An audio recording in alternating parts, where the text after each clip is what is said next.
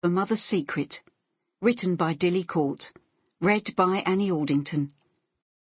The moral right of the author has been asserted.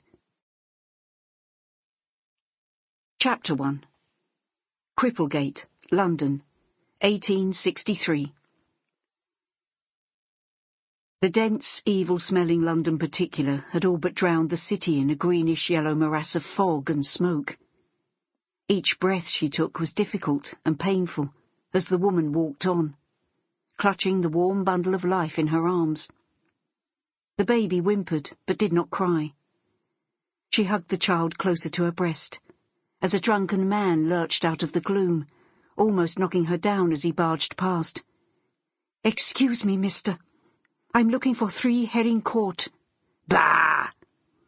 The man staggered crabwise, but was enveloped by the pea super before he'd gone more than a few feet. The woman, a maidservant more used to the heat and dust of India than the cold and damp of an English winter, shivered and wrapped her shawl more closely around the babe in her arms. The clock in the tower of St. Giles, Cripplegate, struck 6 sonorous chimes, making her turn with a start. The carriage belonging to her mistress had dropped her close to this spot a good half an hour ago, and she realised with a groan that she must have been walking in circles ever since. The coachman had made it clear that he considered it beneath him to visit this impoverished part of the city. He had told her in no uncertain terms that 3 Herring Court was inaccessible except by foot, and even then it was approached down a flight of steps. Holding out her hand, she sighed with relief as her fingers came in contact with a low stone wall. She paused for a moment, making a vain attempt to get her bearings. She'd been heading north, past the debtor's prison, but the compass points meant nothing to her now, and the high prison walls were hidden behind a curtain of fog. She cocked her head on one side, listening for sounds of life, but there were none. She and the baby might as well have been the last living souls on earth for all the company they had on this bleak night. The baby began to whimper in earnest.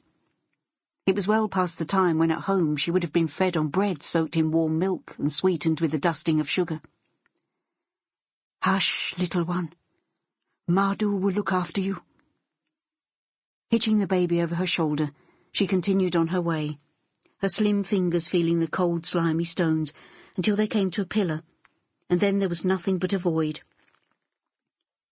Walking like a blind woman with her free hand outstretched, she almost fell over a small body slumped on the pavement. A startled cry was wrenched from her lips as she stopped, thinking she'd come across a corpse, which was not unusual in this part of London on a bitterly cold winter's night. But the bundle of rags moved and unfolded its skinny limbs.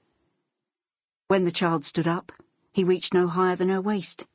"Look out, you," he grumbled. "You nearly trod on me, you stupid cow." "I'm sorry," Madhu said breathlessly. "I couldn't see you in the fog. Anyway, you should be at home with your family, not lying about on the pavement for anyone to fall over." "Foreign, ain't you?" The boy peered up into her face. "Is that your nipper?"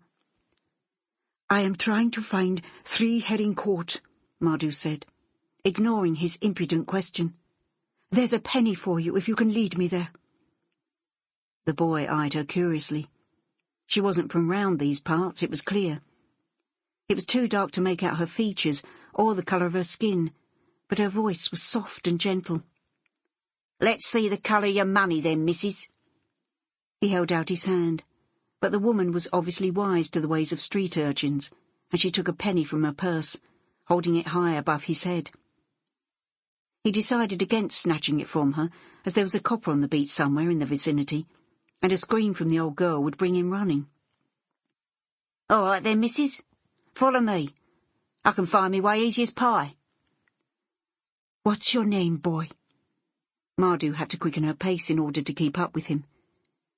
She did not particularly care for the little creature, and the smell emanating from his scrawny body made her want to retch.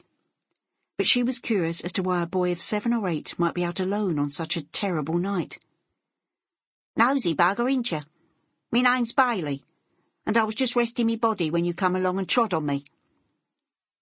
She followed him in silence, and to her relief, the baby had stopped crying and had fallen asleep on her shoulder. Sample complete. Ready to continue?